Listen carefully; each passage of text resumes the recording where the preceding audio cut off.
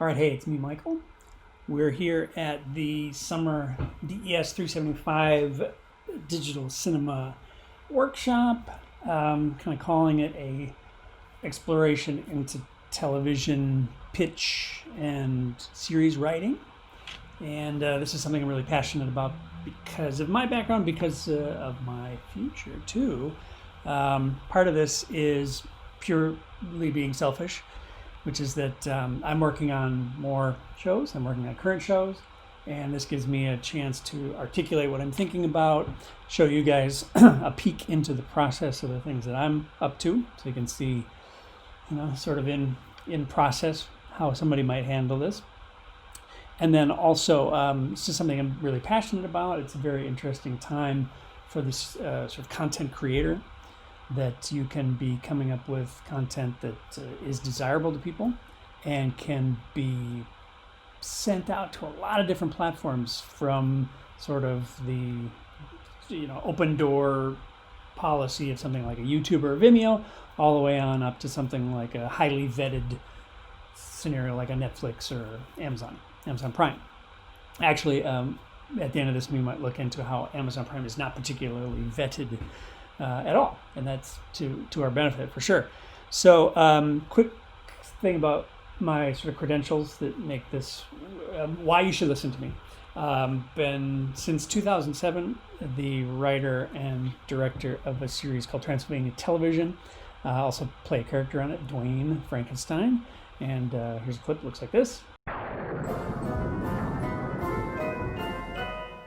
Oh, hey Dwayne, what you doing?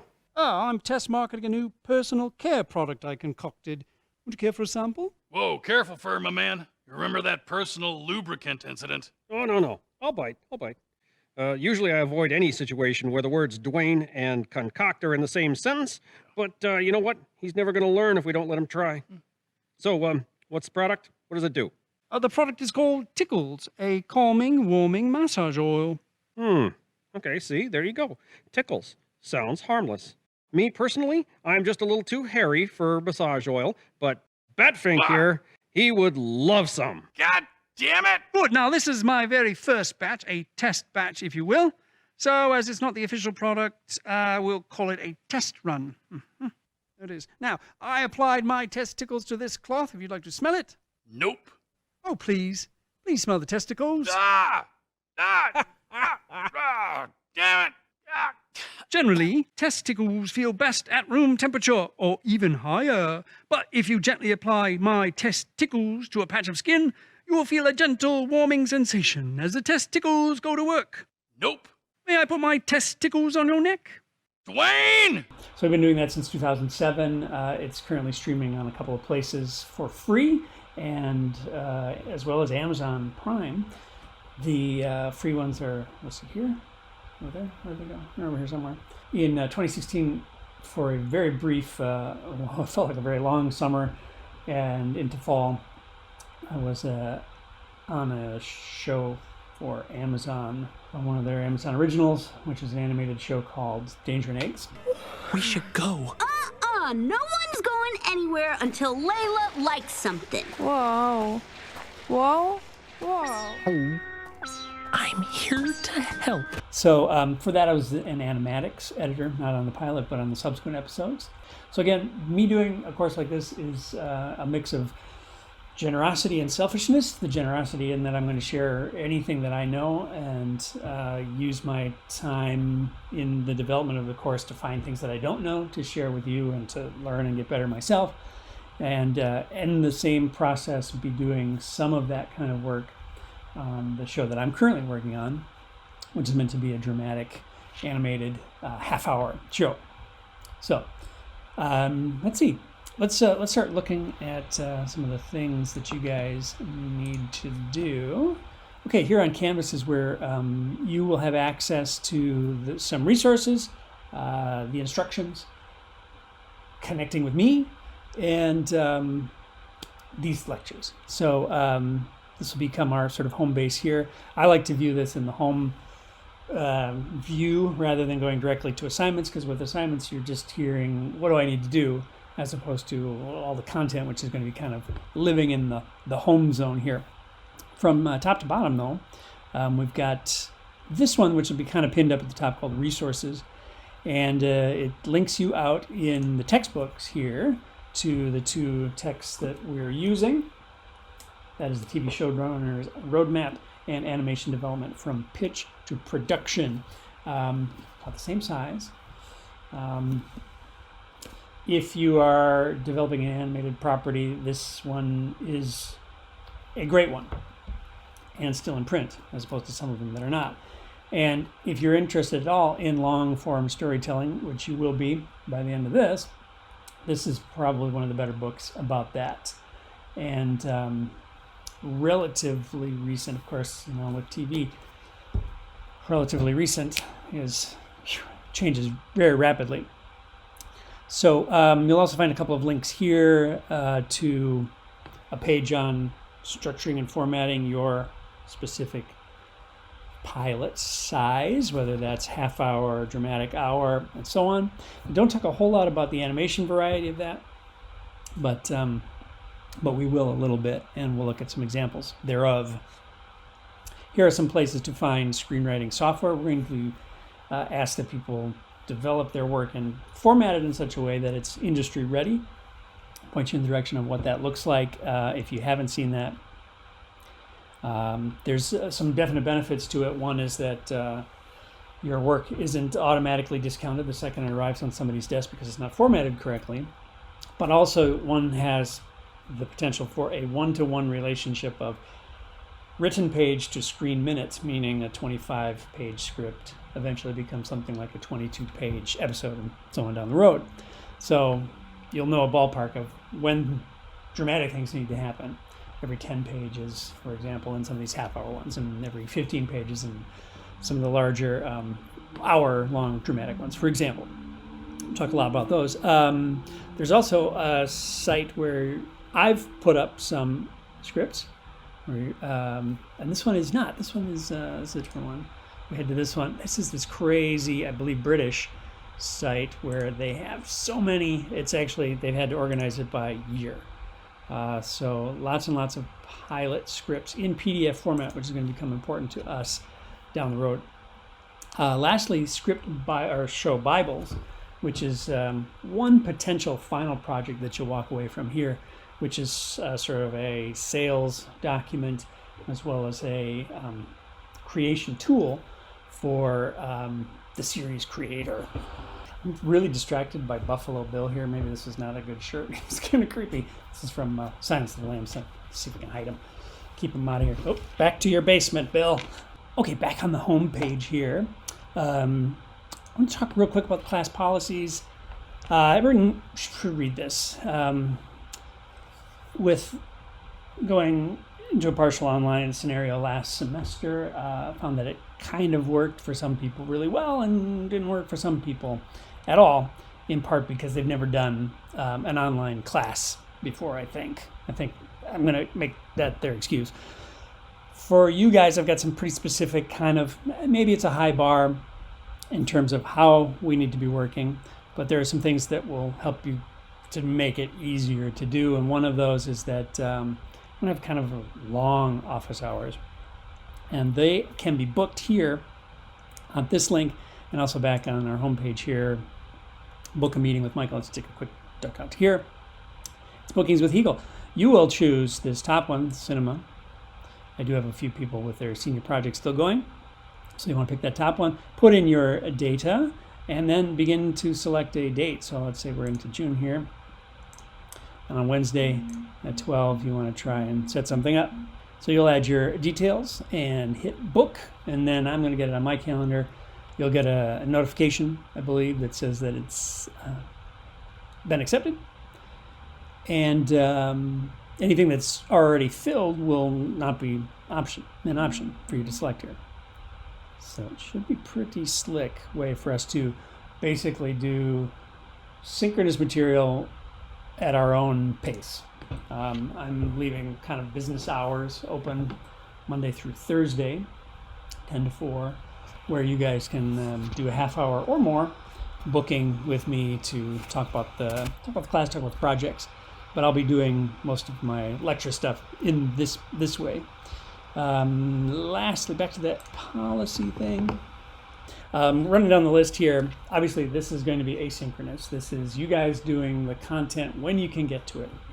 But I found that people do have some difficulty in managing their time and being able to keep up, and sort of out of sight, out of mind, which is a real problem with online classes. If nobody's banging down your door, hey, you're late for class, then the stuff doesn't get done. So I would like to suggest that a good practice is to schedule some time that's convenient to your own lifestyle. You might be working a second shift job. What is the best place for you to put 2 hours a day to work on the course stuff? Remember, it's an 8-week course, so we're jamming kind of the amount of stuff that you might produce in a 15-week course into that amount of time. I would say minimum be prepared to spend about 12 hours per week on the task. And that's fine if you're sort of parceling it out. I also believe that creative stuff is very hard to force to happen. So if you're not somebody who is used to writing a lot, if you're somebody for whom idea creation is difficult, this class is going to be hard, and you're going to want to schedule maybe more time. Like, I think if it were me, and I'll talk about how I'm managing my creative time here, because I think it's been working really good for me. I had a pilot basically come out in a couple weeks. Granted, it was something that I've been trying for several years to make come out, so I've done several drafts of it before, but this is, I think, is the keeper finally. But if you're somebody for whom this is not your normal wheelhouse, be prepared to throw maybe more time at it. I would suggest a couple hours a day, finding that time, scheduling that, and that's assuming just the kind of minimum. I'm reading the readings, I'm catching the videos, engaging with people online for the projects. It's certainly going to be fun. One thing I do want to recommend, though, is that none of this can be done overnight, and I don't want to look at stuff that's produced at the last minute. Some of the stuff that you're being asked to do just plain physically can't be rushed. You have to watch shows, do readings, and those things there's a certain fixed time that it takes to watch a thing, to read a thing. In terms of homework, really quickly, there's submission just about weekly, and that's your kind of attendance and proof that you're engaged in the class. I'm given a due date, which is Sundays at midnight, and then I think about 2 days in which you could continue to turn that in, with me perhaps responding to it at less quality. So the sooner it gets in, the more feedback potentially you're going to get. After that 2-day late work grace period, I'm going to just not grade it anymore, but you're probably going to need to do it in order to be able to move on to the next step. So it might be something like, here's an outline, or my character breakdowns, or something like that. You need to be able to do that in order to write. So you're going to be doing it, but you're just not going to be getting any points for it. So there's some motivation to get it done and get it done on time. My hope is that with the things that we produce here, you will end up with either a package of things that you're very proud of. Boom, that's great, that's happy. That you can perhaps produce yourself. Maybe you're going to go out and shoot something or animate something that's based on the content you develop here. Very excited for that. And also, you might consider taking the script or the pitch to any of these sort of festivals that traffic in this kind of thing. I've listed one here, which is based in Minnesota now. That's an okay, or was last time an okay bang for your buck, sort of, but we'll point you in the direction of some of those as we get closer to the end here. A lot of commitment from you guys, compressed, dedicated to creating content of your own, which should motivate you. You guys are really at the behind the wheel in terms of what you are writing about. I'm just here to kind of provide some structure, some accountability, which is great for writing. If you can't do it yourself, if somebody's cracking the whip, this often helps. All right, lastly, back on the Canvas homepage, you'll see that every week has its own module, and assignments have been flagged with a heart icon. It's kind of a thumping heart, I don't know why.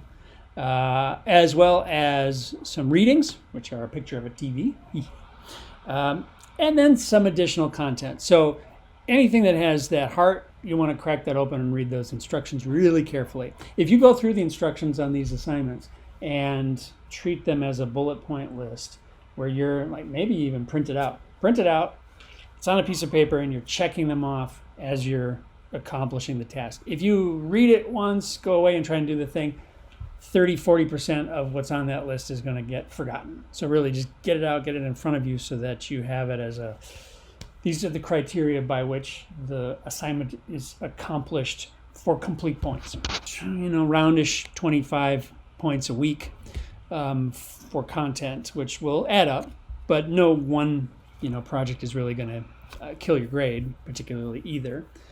But within those modules, you're going to find lectures like this. You're going to find additional content that might be external links for reading, that might be the readings, as you can see here, that might be videos, other interviews and things like that that are pertinent to hopefully the topic that we're talking about at the time. And maybe the last part of this is you are given complete free reign to watch as much Netflix, as much Amazon as you can stand, Hulu, any of these streamers, CBS All Access, whatever, HBO Go, whatever your flavor is that you can afford or that you have access to. I would recommend that maybe for the 8 weeks, turn off the reality TV stuff. That doesn't exist. Turn off the feature-length documentary stuff. That doesn't exist. It's hard for me to say this, but maybe I'm not watching feature stuff, full-length movies. Turn that off and just really immerse yourself in the structure and shape and flavor of what these sort of serial dramas and comedies are all about now.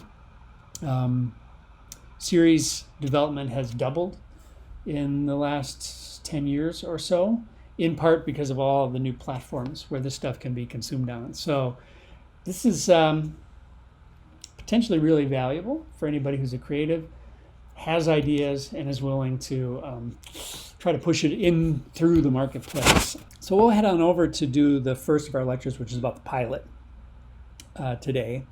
And then I'll give you a quick overview on the assignment and point you in the direction of some additional viewing. All right, so for our first week's lecture, we're going to talk about the pilot, because you guys are going to be watching a couple that are in, hopefully, the genre that you want to be creating. So you can kind of get a sense of what other people are doing, what the structure and shape of these things tends to be, where the conflicts come from, how many sort of sub-stories there are, and things like that. But to get grounding in what we want to be addressing, let's talk about what constitutes a pilot, what makes up, what are the features of a pilot, so that we can better create such a thing ourselves. Okay, so remember that the pilot is what we would call the introductory episode of a series, the very first episode. And in that, there's a certain number of things that needs to happen. It needs to sort of set up the world. It introduces characters. It promises conflict. We're setting up threads that will later be paid off. If it's one of those shows in which we have a through line from episode to episode. And if it's not, if it's something that's self-contained, like a Simpsons or something, where the world sort of reverts back to the status quo at the end of the episode, then we're setting up the kinds of things that we'll be facing in the future. Something like Simpsons might be, things related to the city of Springfield, things related to the characters that make up the family. So we know we're kind of setting up the world. Typically, a pilot is ordered by a network. So they'll have been given a pitch. That pitch is ignored or approved. And if it's approved, it can do one of two things. It can either go into development or go into production as a pitch. So in development means they're going to give you a bunch of money, go figure more of it out, and come back and tell us what you got. But if a pilot is ordered, then they're going to spend more money and actually shoot a thing. Now, once that thing is shot, it gets looked at by a group of people, possibly outside the studio. It might be interest group, focus groups, and then those. Then it's put through a vetting process. Why is this so hard? It's really hard.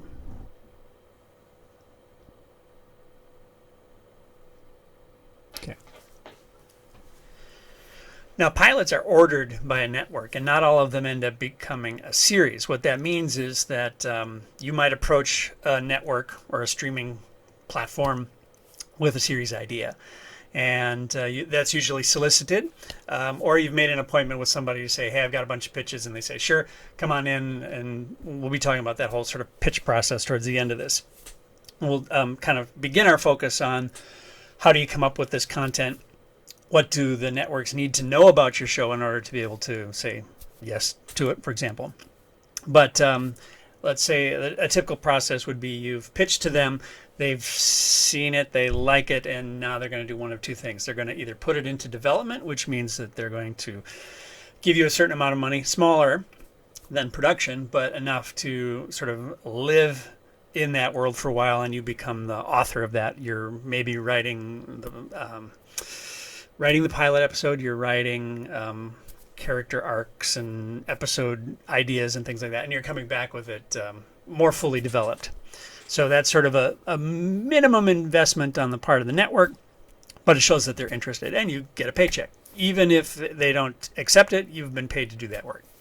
Now, when a pilot is ordered, they're saying, we're willing to commit more money. We're not going to go ahead and make a series out of it, but let's test the process. And that testing involves usually shooting it with name actors, potentially, and then showing it to a focus group, potentially, and saying, all right, what do you guys think? What do you like about it? What do you not like about it? And then they can decide whether or not they want to actually put it to series. So for us, I find that writing the pilot is a great way to understand what it is that you've got. You may end up throwing it out. It may be just a draft that happens and you move on. But a pilot is a good thing to start with your series, because it's going to lay down the groundwork for everything else that you're going to do, rather than saying I'm going to write a complete series arc or do an outline for every single episode. Starting with that pilot, knowing a little bit about where you're headed, is kind of the typical way to go. So it might be one of the first things that you write. I think it's also a great place to sort of test the waters for yourself. You're testing the characters, you're exploring tone, and most importantly, perhaps exploring that world a little bit. Now, if you watch a pilot, you probably take the content completely for granted, and you're just sort of swept away by the storytelling. Either they're entertaining and engaging, or you go, okay, no, and you move on to a different show. Showing here, obviously, the first season poster from Stranger Things, which would be a great pilot to watch this week in order to kind of suss out some of the things that we're talking about in that exploring the pilot assignment. From an image like this, you can tell a lot about the world. Young characters are among the leads. There's looks like a police officer in there. There's something weird in the upper corner involving letters. We're not quite sure. And then there's what seems to be a monster coming out of a restricted area with a chain link fence. So kids on bikes, evocative. Most people can relate to that image, and so on. What we're talking about when we see a collection of elements that make sense together and can kind of be a launching point for your world. One of the terms that they use for that is franchise. Now, I know that franchise, once you're outside of TV, might mean something like, oh, it's the Marvel franchise, it's the Spider-Man franchise. And certainly that's true too. But think of, and this term comes from William Rabkin's book, which is called Creating the Series. Franchise is that collection of elements that makes your show unique. So here we are on the season 2 poster. We've not left kids on bikes. That's still an issue. There's a central sort of psychic-looking kid up at the top. There's a cop. There's that mom again. Some new characters, really kind of small there. But we're able to see some things that should be evocative of our world. What the hell is that stuff in the foreground? Some kind of mutant stuff. Crazy pumpkins. What's with the spooky scarecrow guy? We don't know. Arcade. Okay, I understand that. This weird tree thing. What is that? If you knew nothing about it, you'd know that there's some kind of an alien aspect to it that probably makes you excited. So franchise consists of characters, who's in it, setting, what's the world, in this case it's the period, Here, this is the season 3 poster for Stranger Things, and now we've added a mall and a carnival, but largely, and they ditched their bikes for a second, and probably they can't ride them in the mall. And some other characters kind of come to the foreground, more kids. Psychic girl doing her thing. That's characters, that's setting, that's milieu, the French word for sort of setting and world and so on. The types of stories, what kinds of stories will we be telling? The style of dialogue, how will information be doled out? How will characters communicate with one another? Storytelling style, go into that a little bit more in a second. And then, very important, is that sort of central conflict. Knowing what our conflict is allows us to create a series that goes on forever and ever. So let's talk about character first. Character in a series, you're almost always going to have somebody who stands out as the central character. Even if it might be considered an ensemble piece, there might be somebody who emerges as the lead. Off the top of my head, something like Cheers, very much an ensemble cast, but probably Sam, the bartender, is the lead in that. Depending on what era you get into that might mean his love interest at that time, Diane in the original series, and so on. Something like Stranger Things, very much an ensemble thing, but you could say maybe is it Mike is the main character? I forget the dark-haired kid, Finn Wolfhard's character, is probably the central character.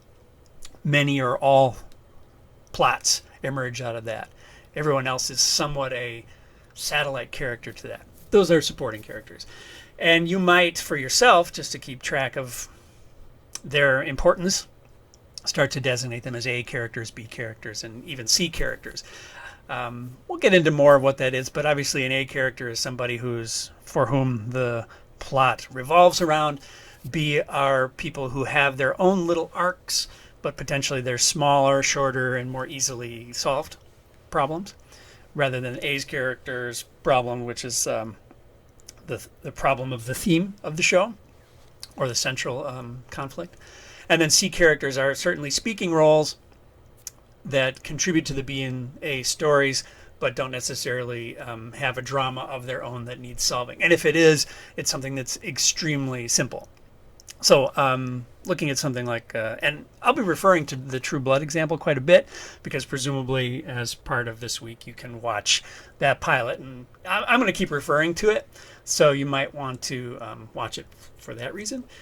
But in that show you have a police officer who gets, I believe, introduced in the second episode, or late in the first episode. Yeah, he's very late in the first episode. And he's a C character. Does he have his own plot arc? Yes, and it's extremely simple. In the first and second season, you can see that he's sort of troubled. He's a typical small town police officer, has kind of seen it all, but it's a small town, so there hasn't been a ton of drama. And by the end of his, I believe it's second season arc, he says, "I quit. When I started this job, there were no such thing as vampires, so I'm out." Very small plot arc. Took 2 seasons to get there. It was he likes his job, he doesn't like his job. Simple A to B movement. An A character's plot and a B character's plot are going to be a lot more roller coaster, a lot more of the sort of shoe leather that's going to make up the series proper. I like to also think about TV series, especially TV drama, modern TV drama, is that it's not about a character's strengths, it's about their flaws. So if you write characters with tasty flaws, you know that you're going to have plenty of mileage down the road to be able to come up with plot lines, conflicts, and so on. So as you design your characters, be keeping that in the background. What flaw can I give this character that is a manifestation of the theme, that the theme can produce problems for this character that are indicative of that character's flaws, and so on. Theme might emerge from character, or character might be a representation of the theme, is another way to put that. Okay. The world, setting up the rules of the world. So if you've watched the True Blood, or if you're about to watch the True Blood pilot, you can see that it sets up a world in which vampires have come out of the coffin. So they've made themselves known to humanity, proving that they exist. And they do so because there's a blood substitute that's out that allows them to say, well, we're not killing people anymore. We may have killed them in the past, but now we're okay because we use this synthetic blood. And within that, you can see where that's not going to work, right? There's going to be people who say, yeah, but what about the history? There's going to be people are going to be bigoted about them, which I believe is one of the main themes of the show. All of the characters deal with some kind of bigotry. And there's going to be internal conflict with vampires as well. Those who don't want to drink the fake stuff and want to keep doing their normal life of afterlife of eating people. So in the pilot, we're going to set up the world, and we're going to set up the rules of the world. The rules of something like True Blood might be something like Sookie can hear people's thoughts. She can concentrate to make them go away. She can concentrate to hear them more clearly. But vampires she can't hear. Ooh, what's that going to be like? So we set up as much of it as we can. And while the pilot can't anticipate everything that's going to arise, it sets up what I would say is a realm of possibilities. In that show, in that pilot, we say vampires exist. That could be enough. The fact that Sookie can read people's minds suggests that maybe there's something else. And then when we see another of her skills manifest, if you haven't watched it yet, we can go, well, okay, it's more than just psychic. She's got something else going on. So if vampires exist, cool. Does that mean werewolves can exist? Does that mean other things can exist? And we can see where the possibilities are going to go. Okay, types of stories. Your world must traffic in a specific type of tale. And X-Files, say no more, right? You know exactly what that means. It's a procedural. They're FBI characters. They're investigating supernatural things. Go, right? CSI and the thousands of CSI things that have been done. You know what that's going to look like. Something like a Bones, similar but different. How can a Bones look different than a CSI? Well, it's both about sort of solving crimes. What's going to be different? Well, we're going to rely on forensic evidence. Well, wait, that's sort of this too. So how can you make it different? And that's when you know you've got something that might be unique. If it's the same old, like here's cops solving crimes, a little hard to sell that show because we've seen it before. We'll be looking at the Neil Landau book, the showrunner book, and chapter 7 shows, you've probably seen that there are only, say, 7 plots in the world. There's this. And Landau sort of created that for TV shows. What are the types of stories that might exist in that? Okay. How your dialogue looks and sounds. The show can or should have a unique voice that separates it from other shows. Think about sitcoms, and I'm thinking of something like, and I haven't watched too much of it or any of it, the nerd one, Big Bang Theory. Probably that has a unique voice that makes it sound different than, say, one of its contemporaries, right? That 70s show is a good example of one where you've got period things, you've got things that give the characters a specific voice or edge. One challenge is to do that, but you want an authorial voice, but not to have the characters all sound the same. I put up this example, which I think is a pretty good series, but I have serious issues with the dialogue in the series in that everybody sounds basically the same. You could trade lines with characters. There's a couple of people for whom that's not the case, but the top 3 or 4 leads, you could switch who says that line and it wouldn't matter. There's the sense that it's the author writing the joke and they just kind of go, well, who hasn't said anything yet? We'll just kind of throw them down like dealing cards out to card players. I noticed at first when they were overusing the word literally. Like literally they would use that in every sentence. And then when every character used that, I went, okay, first of all, that's grammatically incorrect, but also not everybody would be talking that way. Types of story affect storytelling style. That can include things like the point of view. Who is the story's, who's the eyes of the story? sometimes that means who's the voice of the story, like a voiceover, as you might have in. I put up one that I remember. My Name is Earl, which always started and ended with some narration. It might have continued throughout it, but Earl's problem is that he has a sort of a karma moment. He's going to go back and make right all of the things that he did wrong in his life, and every episode has to deal with him fixing a mistake that he's made. And it's done with narration to kind of wrap it. So that would be a storytelling style choice, a point of view choice. Something else might be using a music video like segment. So my wife's a watcher of Bones, and I always know when the sort of fourth act is closing because they'll do a piece of indie music underneath, like maybe somebody's going to jail, or some people are sad because they figured out who killed the person, and there's always some, like, there's 5 minutes left in the recipe here because there's a song that's playing prominently on the soundtrack. It is also part of what we would call format, which we'll talk about in a second here too. So central conflict, where is the source of tension? Where does the drama come out of? And in the pilot, do we recognize in it the ability to sustain an entire series? Can we know that we're going to get several seasons of tasty conflict out of what you've set up in the pilot?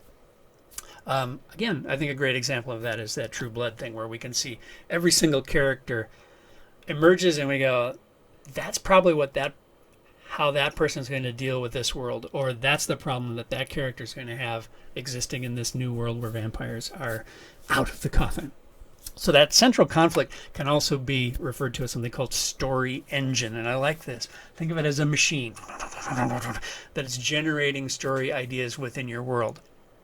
So Sabrina, I saw it a while ago. I don't know if I remember fully, and I'm sorry if I screw it up if you're a fan of it, but she's 16. She's at the age in which she can become a witch and has to go through a specific process.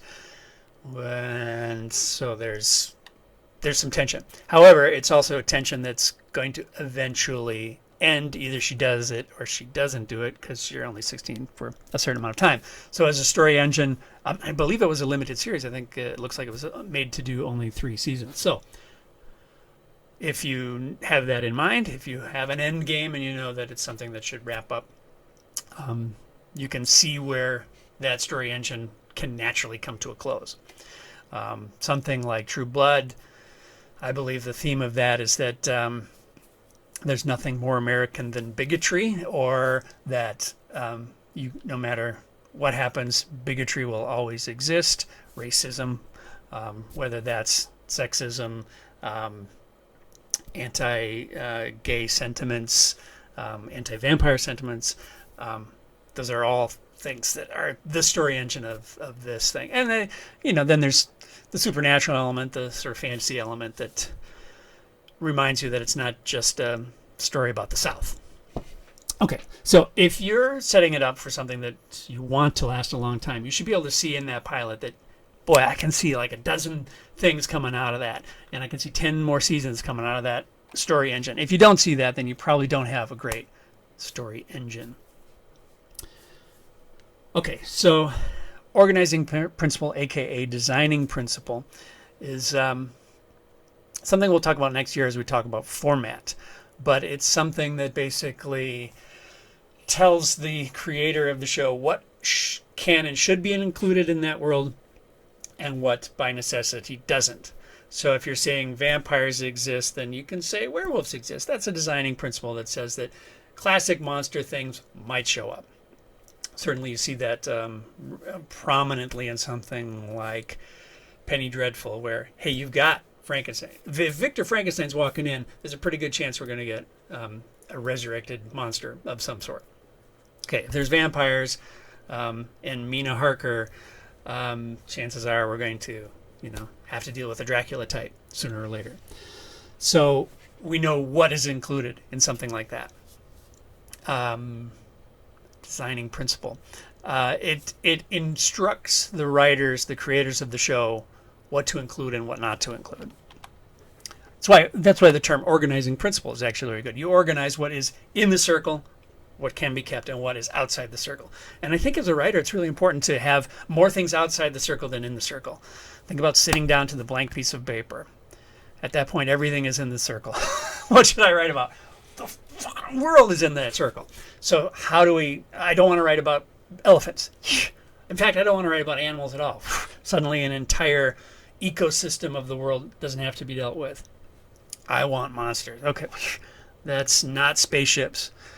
I think that's one of the failures of the Marvel universe, is that the organizing principle is too broad. And that's why I think the X-Men works when it's a closed environment. You have mutants. Stop! We don't have robot guys. We don't have alien guys. We don't have Norse god guys.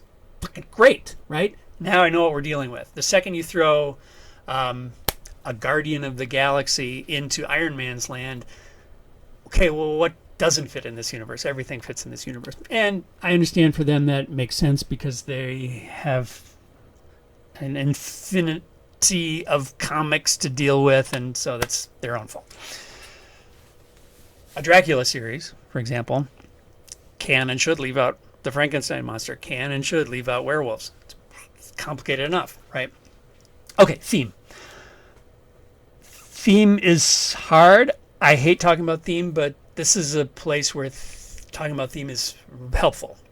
Because again, it's what's in the circle versus what's out of the circle. So one thing that's been said about theme for TV is that it can't be a single word. Breaking Bad isn't about drugs, right? That's not the theme. It's about drugs, but it's not the theme. The theme is, how somebody articulated it as, at what point, how much evil can a good person do before they become evil? It's like a pretty good way of putting that. And basically everything that happens in that series can be hung on that. You notice that was a question. Posing a question that may or may not be answerable. Our family, my wife and I, are fairly strong fans of pretty much every episode of New Girl, broadcast series. I think it was NBC. Caught it on Netflix. Netflix has all of it, so you can consume it back to back. The pilot's very good. We've got the script for that if you want to take a look at it. The question that show poses might be the plural of what When Harry Met Sally asks, which is, can friends have sex, or can a woman be friends with a man and remain friends? You do that, but now you put a single woman into a house with 3-4 men. And what's that? She's the roommate. What's going to happen? Three's Company reversed, if you will. Okay. Format. Format is super important. And format is great for us because it gives us building structure into which you can put the blocks of your ideas. So imagine somebody coming to you with, you're an architect, you need to build an 8-story building, and it needs to have the following things in it. Designing that can then be pretty easy. You're not guessing what the client wants. Format for a series is the structure to which an episode adheres. And speaking of New Girl, I've posted on our site somebody's did a breakdown of what happens in 5 different New Girl episodes and made a matrix of it. At this point, you need this story wrapping up. At this point, this story starting. And if you know those things, writing an episode is not impossible. It becomes really a case of fill in the blanks. And that is why those Bones episodes that my wife watches are predictable, because there's a nice format. It's infinitely sustainable, and they can very simply plug in the new thing. Oh, somebody found this dead body. Oh, okay. And then this smart guy says this, and then the quirky character comes in and says this. And if you have that, every episode can be made. And we need to somewhat production line it, because a show might be turned around in a week or 2 weeks in production. So you can't be sitting on those scripts going, what should we write about? Or what should happen next? So format is for the benefit of the television producer. It might be to the detriment of the television watcher if they're paying close enough attention, but classically TV was something that people didn't pay much attention to. Even so, say high-end HBO stuff, where they're probably using a little less of that format, and it's much more like a film that just goes on and on, structure is still an essential tool that people need. Okay. But we'll do that in great depth in week 2. But here's an example. If you're a kid who watched Sesame Street, I did. I came out the same year that Sesame Street did, so I had it from day one. And if you watched it in the 70s, it was at its best, honestly. But it was like crazy animations, puppet sketches that didn't necessarily play off of one another. You have adult guests that maybe you didn't know who they were, but your parents did. The extent of the organization of it is that there might have been a letter brought to you by the letter B, and there might have been a number, and the number 9. So that was the extent of I don't want to say format, but the organizing principle was it's going to be educational, but the entertainment level was much higher. I stopped watching. You grow up. In the 2000s, they became very regimented and repeatable. And I did watch a few with my children, and they were very young. And it opens with one of these segments, and then they go to one of these segments, and they don't use any of those animations anymore, and they don't play any of those old sketches anymore that they shot in the early 70s and used for 20 years straight. And they do have guests, and they're contemporary guests, so that, there's Hugh Jackman, there's Ricky Gervais. Okay, I recognize those. They're contemporary as opposed to there's, Stevie Wonder or 70s James Earl Jones and things that were pertinent in 1974. And then at the end, Elmo's World goes on interminably. That was the 2000s. Well, when funding changed in the U.S. and they were snatched up by HBO, HBO said, we're not going to do an hour. We're going to make it a half hour. We're not going to do randomness. We're going to do it about one topic. We're going to stop having the pop culture sketches.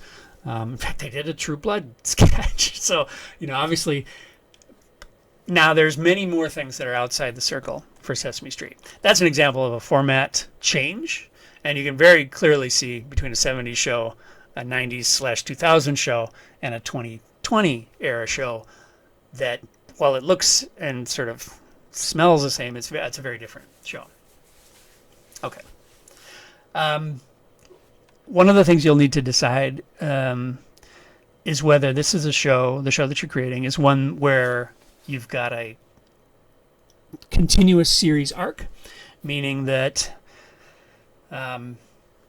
every story builds off the previous, and it's all headed towards something, some kind of climax, a season climax. Or whether it's self-contained, where an episode happens and you could actually view those out of order. The classic 60s model, Gilligan's Island, you could see that in any order. Didn't matter. They never got off the island. It wasn't like Lost, where, now they know. At what point in this does the professor know that there's something underneath the island? Is the smoke monster killed Mr. Howell yet?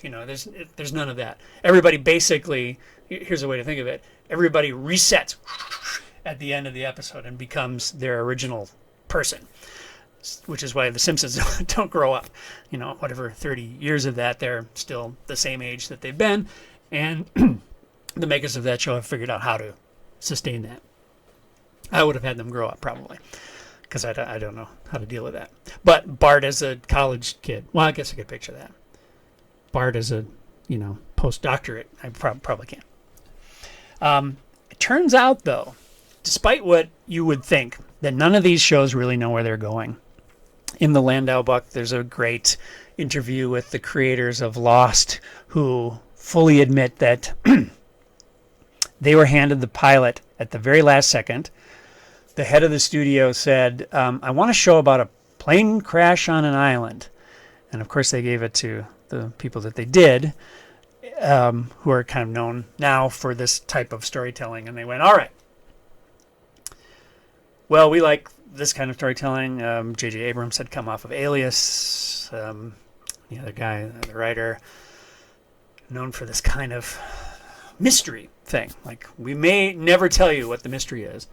They did not know, even at the pilot stage, they did not know where it was headed. And you can, if you've watched the whole series, like my wife did, much to her detriment, she got very mad about that last season. Oh, they didn't know it. I didn't make any sense. I didn't like how they wrapped it up because they didn't know where they were going, and that's normal. One advantage to that, from the television creator's standpoint, is that you can remain nimble, which means that you can react to things that happen in the world.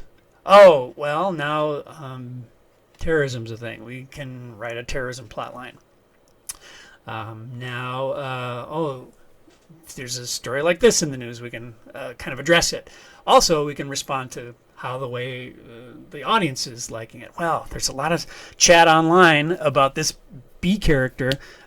Let's give them an episode. Give them a full episode. Move them up to an A character. And if you've watched any of these shows in the post-internet age, the post-social media age, you know that they have to remain nimble and kind of jump on what people are interested in. So I think that's kind of it. So let's pop out of there real quick and just real quick review what you guys have to tackle for assignments today. I'm going to hand it over to my pal, Mike.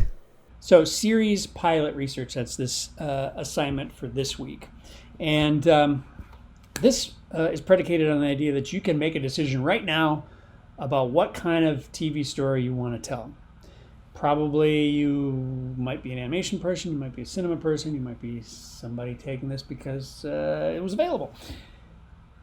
Try to decide now what is the shape and genre of the thing that you want to do for the rest of this period of 8 weeks here. Is it, first you might go animated versus live action? Is it drama or comedy? Does it fall under a recognizable genre? Is it a Western with animals? Is it an 11-minute animated? Is it a half-hour TV, 22, 24-minute thing? Is it a 30-minute Netflix thing? Is it a 45-minute TV CSI with commercials drama? Is it a 59-minute Netflix and Amazon 1-hour drama serialized? You might not know the answer to this, so if that is the case, you can pick one of these things and just kind of explore it, and maybe you'll find a reason to do something based on what you experience here. Let me give you a hint. If you're not a super prolific writer, you might consider doing an 11-minute animated thing because it's 12 pages that you need to write instead of 25 or 60. You might do a half-hour sitcom-sized thing, again, 25 pages instead of 60 pages. So consider. We were wanting to, in the end, walk away with a finished pilot script. Okay, so you've made a decision. Part 2 is that you're going to watch 2 contemporary pilots in your genre and or format. So contemporary means relatively recent. We're going to say the last 15, 20 years. Second part of that is pilot, the very first episode of a series, introductory. Format refers to the size and the shape and the style. So if you look at something like Riverdale and Supernatural, they're the sort of TV hour, 44-minute live action drama. Whereas something like HBO's Westworld at 58 minutes is different. You got a whole nother act in there potentially. So plus something like Supernatural, I think it was on a network, right? So they had to deal with commercial breaks. Something like a Westworld doesn't. So some structure, some dramatic things are different there. So it becomes important to sort of nail down what your format is. Last of those is genre. If you have a genre that's similar to something that's been done, by all means look at something like that. So if it's a teenage angsty drama in a quiet small town, Riverdale's probably a pretty good place to start. Okay, number 3. While you're watching these 2, just take some notes. Look at the questions that are down below. These are the things that you'll be answering, so maybe you have those in front of you. Again, print out the assignment so you can see what it is you're looking for. Take some notes. See if you can find one of the scripts for either of those pilots and then read it. So not only do you have the potentially hour of TV to watch, you have potentially the 45 minutes, hour it takes you to read the equivalent. Now, when we're talking about scripts, we're not talking about a transcript where they just take the dialogue and put it in order, which you sometimes see online, but we need an actual formatted teleplay, which will have scene name, scene description, person talking, what they say in this format that we're going to be using. I think it's really important to see it that way because you're seeing what the writer produced in order for that show to be shot. It will have things that are different. Though not a lot different. With TV, there's not a lot of time to play with the content of these things, so they tend to be pretty close. That's good. But you also see what the writer is sort of prioritizing in terms of how to describe things, what the essence of the dialogue is, where perhaps improvisation has occurred on set and things like that. So you're going to read one of those, and there's a few links right here for you to chase that down. Last part of this is where you're going to report back on one of those.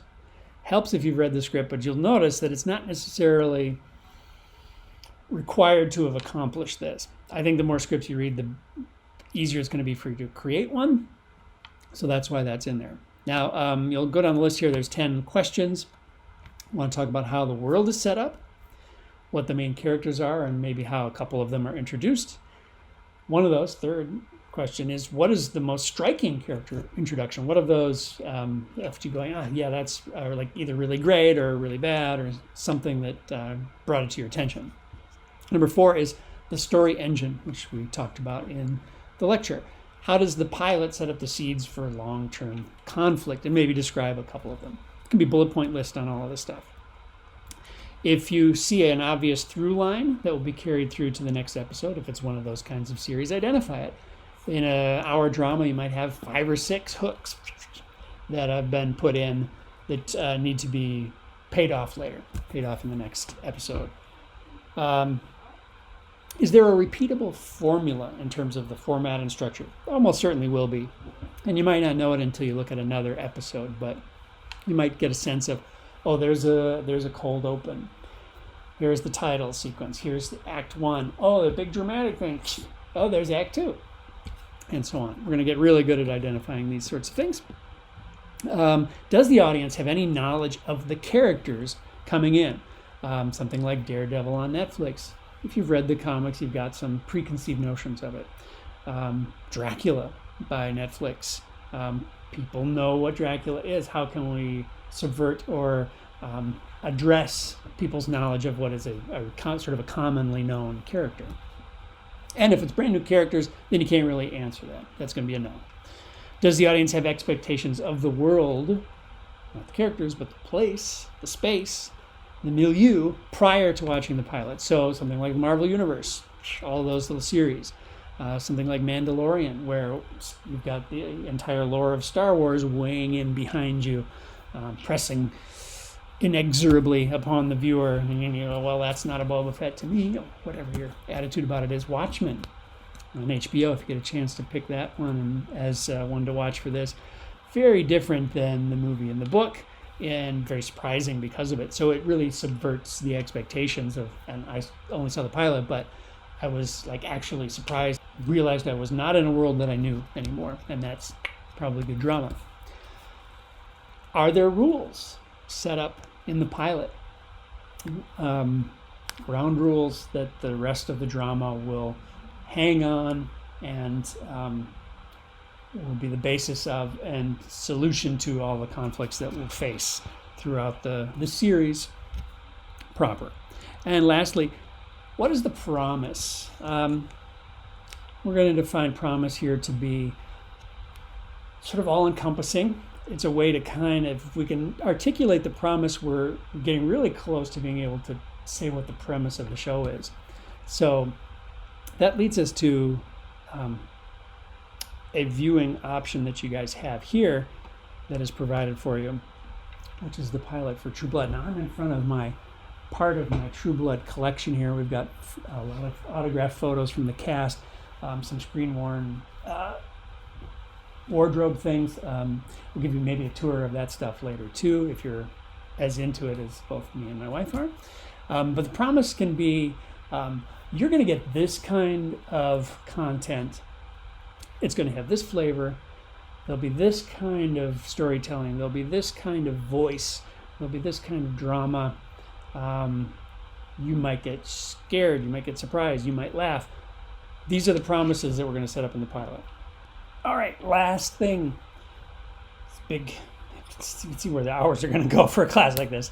Last thing is, for fun. Again, I'm enjoying this too. My wife and I said, I want to talk about the pilot. Would you like to watch the pilot of one of our favorite shows, True Blood, on HBO, and talk about it, kind of talk over it? So we did, and subsequently in the about week that followed, we watched the entire first season because she's easily hooked. Like I can watch a thing and walk away. It's part of my skill set, but for her it was, she was trapped. So now I'm trapped. We're watching it again. It's probably about the eighth or ninth time been through season 1. So anyway, seen it a few times, have a few things to say about it, and was able to find not only the script, but give you guys the episodes so you can watch it, and then did this analysis with my wife Trisha.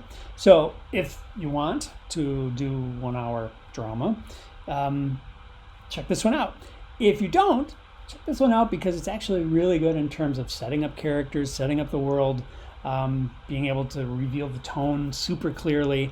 And we spent a lot of time on this, collecting these things and putting them together for you. So take advantage of it. I'm going to do probably 1 or 2 or 3 more of these just because it's really fun to kind of stop and start an episode of something and be able to tell you why I think it's working. It's something that we would probably do if we were in the classroom together. Okay, hey, screening day, we're going to watch blank. And then frickin' Hegel is going to be stopping it to say, oh, did you see that? So this is a video of that occurring for a show that has meant a lot to us in the years that we've been married. And it's probably indicative of our relationship. I got to say, though, it's pretty hard R-rated, very HBO, blood and sex and swearing and drug use. And so, if it's not your thing, you're forgiven, but it's here for the taking if you like it. So, I think that's kind of it. Give me a yell on Canvas. Just make a meeting. I'd love to hear what you're thinking about for your project this summer semester. Isn't it exciting? We're making stuff. We're making a TV show.